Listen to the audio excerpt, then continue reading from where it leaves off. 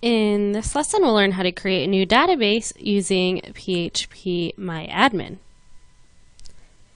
The first thing you want to make sure is working is in your control panel. You want to make sure that Apache is running and also MySQL.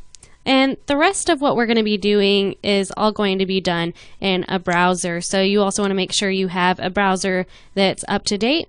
I usually use Mozilla Firefox, or you could use Google Chrome, which is also excellent. If you're using Internet Explorer, it's really important that you're using one of the most current versions, at the very least, i.e. 10, or else certain things will work, or because the technology is so outdated, certain things will break, and it's not a reliable way to see how things work in a modern browser.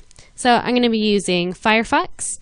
And in your address bar, you can type in what's called localhost, which is a name that refers to the local server we've installed on our computer, which is going to allow us to run those technologies. And then you'll want to add a / and you can type in index.php, and you'll get this splash page that pops up. And if you speak a language other than English, you can see there are a lot of different languages available here to make it easier to use this, and you could also use English if that's your native language as well. So I'm going to go ahead and press English, and this will bring us to kind of our control panel for XAMPP for all of our software.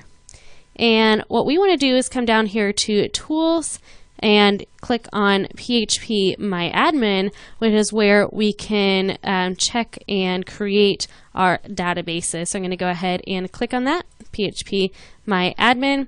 And if you want to get there quickly later on, if you need to go back there, you could also type in localhost /phpMyAdmin, if I can type that, and then another / and it'll bring you to exactly the same place. From here, we're going to create a new database. If you don't know what a database is, it's just a way of storing information in the form of tables, and all those tables are related to each other in what's called a database. It's just a collection of those tables that are working together. So we need to create a new one, and we can do that easily by coming over here to the New button. And it'll bring up this screen here, and this looks kind of scary. There's a lot of different things here, but we only need to do very little here, so don't get stressed out if you don't know what any of this is. In this little field right here, database name, we want to name our database. The website we're going to be building for this course is called The Blue Leopard, so I think Blue Leopard is a good name for it, since that's our site. We can remember what this database is for. So I'm just going to type in blue_leopard, and then I'll go ahead and click create. And you can see you'll get a little success message saying that your database has been created. And this is a first step, but we need a couple more things here in order for our WordPress installation to work. So I'm going to click on our Blue Leopard database, and this will allow us to do administration tasks only for this specific database. From here, we want to create a user that has the permission to access this database for WordPress. So to do that, we can come up here to this tab called Privileges. So I'm going to go ahead and click that.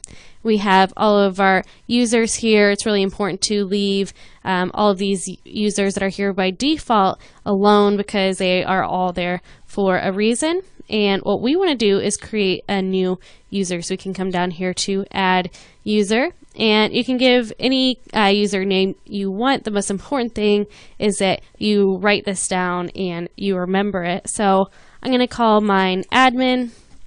That's just a common term for whoever is running the administration tasks of a website, so I like to use that. But you can use your name or whatever you like. And then this next section, host, rather than leaving it at any host, we want to change this to localhost. And you see it's telling me I already have an account that exists with that username, so that's fine. I'm just going to show you how to go through and do this. and you want to make sure you change that to local and then local host. That way we're giving this user permission to use our local server. I found that if you live at any host, sometimes you can get some issues when you're installing WordPress. So in the next field, you want to create a password. And rather than creating one that's easy to remember, databases, you want them to be very secure because they can be open to a lot of attacks and a lot of security issues. So especially if you're doing something like e-commerce or storing other people's information, you want it to be very secure. So I like to generate a password that I know is going to be secure. So you can click generate or create your own password. As long as it's secure, you should be good to go. And then you'll want to copy this down in a safe place to use. From here, you'll want to make sure you leave this checked, grant all privileges on database Blue Leopard. So we're giving our user all the privileges it needs. And down here, global privileges, I just click check all, which is going to give our user all of the permissions that it needs in order to add information to our database. So down here, you'll just want to go to create that user. And once again, before you do that, just make sure you write down your username and your password in a secure place, because we're going to need this for our next lesson when we install WordPress and set up our first WordPress site.